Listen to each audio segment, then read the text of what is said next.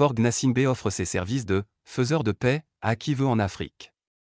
Concernant le Togo, sa vision de la paix civile est opaque, situation des prisonniers politiques et d'opinion aggravée, mépris du peuple, droits humains violés, entravés, tel est le visage du Togo.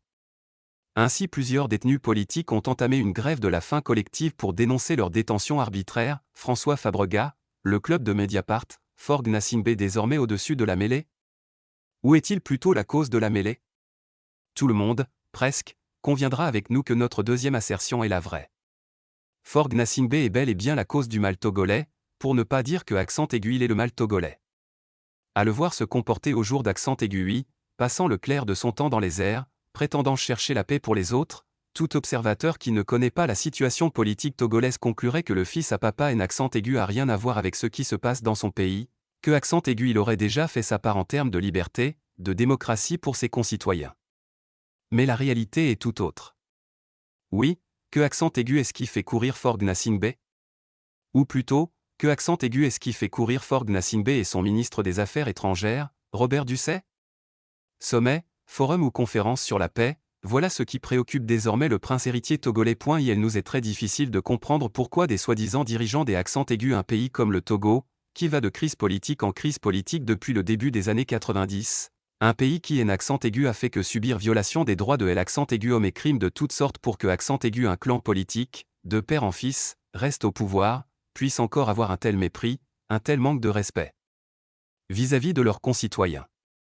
Faure Gnassingbé se réfugie derrière l'accent aigu alibi des sommets et conférences pour ne pas s'occuper exprès des problèmes domestiques. Les responsables politiques des pays où il y a démocratie et alternance au sommet des États ne font pas de telles gesticulations et s'occupent plutôt des problèmes de leur peuple.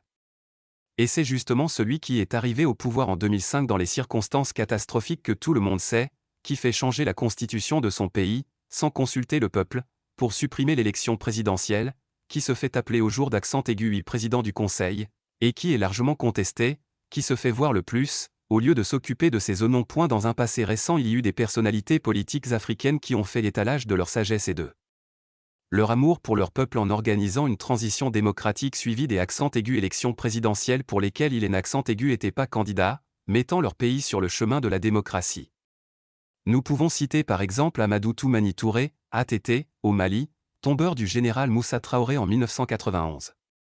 Revenu au pouvoir en 2002 comme président démocratiquement élu, ATT est surnommé le soldat de la démocratie et pouvait bomber le torse et parcourir l'accent aigu Afrique et le monde pour des missions de bons offices.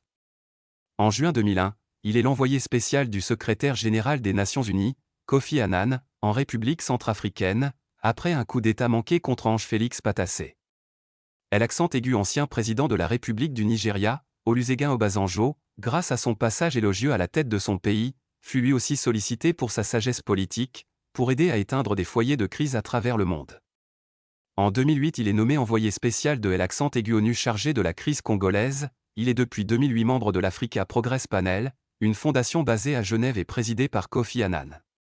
En août 2021, l'Union africaine le nomme au poste de haut représentant pour la Corne de l'Afrique. Voilà un échantillon de personnalités qui, grâce à leur expérience ou sagesse politique, peuvent ou pouvaient parcourir l'accent aigu Afrique et le monde pour conseiller la paix et la démocratie.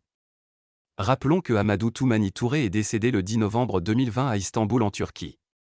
Nous avons voulu faire cette parenthèse pour montrer le caractère ridicule et surtout contradictoire des gesticulations du président du Conseil, du Togo, prétendant aimer et apporter la paix chez les autres, alors que accent aigu il est la cause du drame politique dans son pays.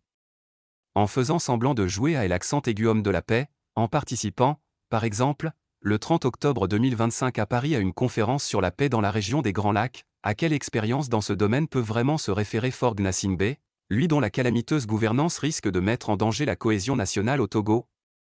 Nous lisons par ailleurs que accent aigu il serait le médiateur de l'accent aigu Union africaine pour la RDC. Encore une de ces contradictions africaines qui tirent le continent noir vers le bas depuis des décennies, voire des siècles. Désigner quelque accent aigu comme médiateur dans un conflit, dont le quotidien dans son pays est fait de chasse à l'accent aigu opposant, des accents aigus arrestations arbitraires et surtout de refus de libérer les prisonniers politiques, est irresponsable. Il ne serait pas étonnant que ce soit Robert Dussey qui ait fait des pieds et des mains pour arriver à cette honteuse désignation qui est accent aigu au nord pas et l'accent aigu Afrique, pour faire croire que tout va bien au Togo, alors que lui et son chef devraient être les premiers à savoir que tout est bloqué par justement cette méchanceté de leur part. Le Togo, les Togolais et les Togolaises méritent mieux que cette gouvernance hasardeuse, doublée de la politique de l'accent aigu autruche choisie par Faure Gnassingbé, une stratégie méprisante pour son peuple qui ne demande que accent aigu à vivre en paix, en liberté, en démocratie et profiter sans discrimination des richesses du pays qui est l'accent aigu a vu naître. Samarit Tchadjobo Allemagne.